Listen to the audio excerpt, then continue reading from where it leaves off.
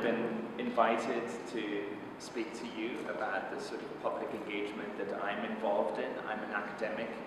I'm a professor at the War Studies Department, and I'm also running a center which is called the International Center for the Study of Radicalization. Public engagement, to some extent, was at the heart of what we were trying to do from the very start. I engaged, especially with policymakers. They had a number of complaints about academics.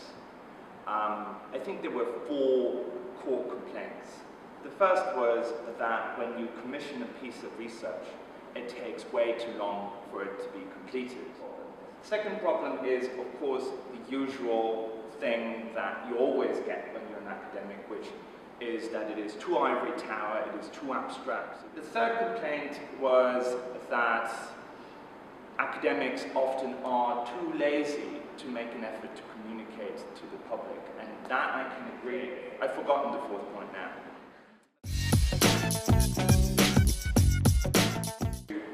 We have a campaign that we're starting now with government to try and actually get the manufacturers of medicines, because they're the ones at the moment who are objecting, surprisingly, to say on the prescription or the bottle, your medicine should say, and this has been tested on animals. The first photograph I brought with me as a pop was this one, which was a series of photographs taken on a recent event we were involved with that I will talk about in a little bit more detail, but which I think illustrates some of the physical issues around communication. And this was quite a unique engagement opportunity in that we had 40 members of the public who had had no experience of this. That we knew we could anticipate in advance there would be a lot of media interest. This is right in the centre of Birmingham. They're putting up D-contents. It's all this kind of boys and toys stuff that media love. So I asked Brooke what her top tips were for engaging with the media, and there were a few. Make sure that you stay in control and that you feel comfortable to say what you are or are willing to talk about, and do still please take the time to follow it up, because people really appreciate you getting back to them, and it means that in the future you can build those types of relationships moving forward.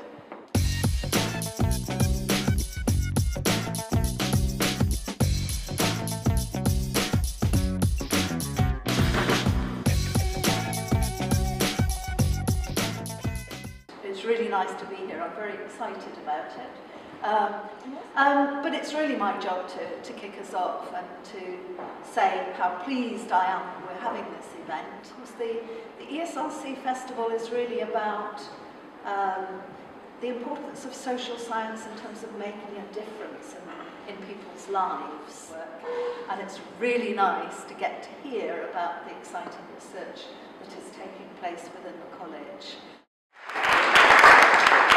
Hi, I'm Susanna. I'm a second-year PhD student from the Department of Education and Professional Studies. Today I'm going to welcome 7 PhD students from our school that are competing today.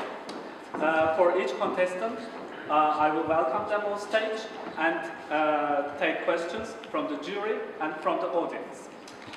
Our first contestant is a 4th-year PhD student from the Department of Management. Her presentation title is Fair but Not Equal. Let's welcome to the stage Lames Al-Haidari. My research is looking at talent management.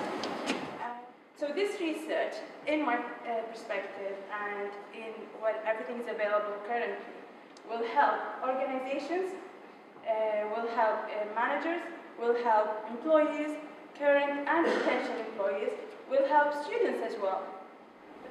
A group of 6 insurgents suspected to be members of the radical Islamic sect Boko Haram in northeastern Nigeria. They attacked a network installation, a mast, a telecoms mast, in a small village in northeastern Nigeria. This is my grandma Ethel, and this is her age 21 in 1947. So I hope my 1940s styling does her justice. It's not quite as authentic as hers. I just wanted to tell you a little bit of a story about Ethel. Ethel has Alzheimer's disease, which is one of over 100 types of dementia. It's not about why networking is important, how it evolves. It's about what facilitates the networking process, what facilitates, the business and professional events. That's my research. At the little sunlit cemetery in Archangel, North Russia, about 22 hours train ride from Moscow, due north, about 300 miles from the Arctic Circle.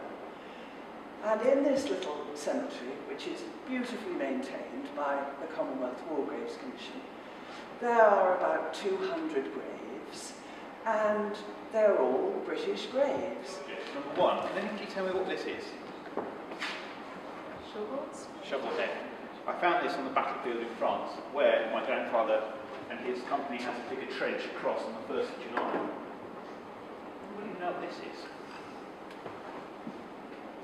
This is a shell cone from a German shrapnel round. And he was hit by shrapnel 2 months later.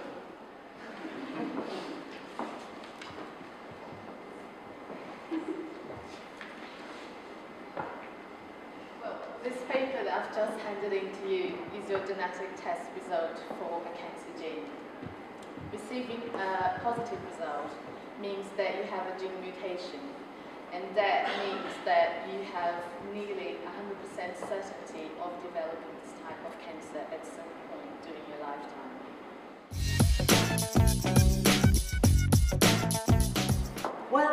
Well done, everybody.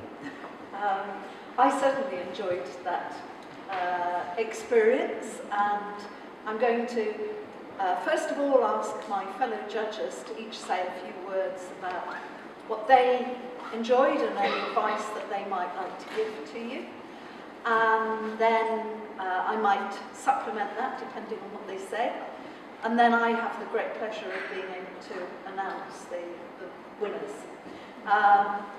Though it was a difficult choice, deciding on the winners, and we would have liked to have been able to say everybody's a winner, so I think you are, and thank you very much for that.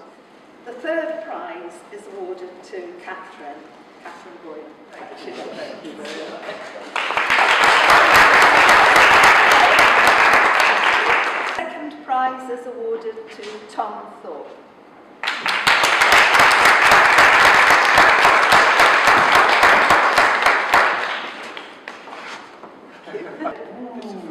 The first prize, unanimous decision, Susanna.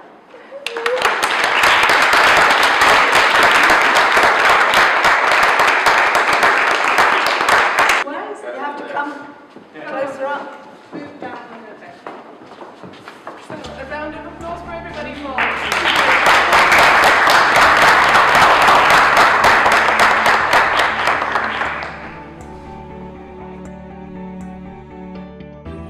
I think dementia, or certainly, old age is going to affect everyone, and I think everyone's probably got a story about a relative or a friend who's got physical issues, so I think being able to connect with people in that way helps. It's a topic that's very close to my heart, and I think I managed to convey the passion that I feel about this topic well in my presentation, and I'm just so happy to have won, and I really appreciate the opportunity for getting the chance to do so. So I'd like to say thank you.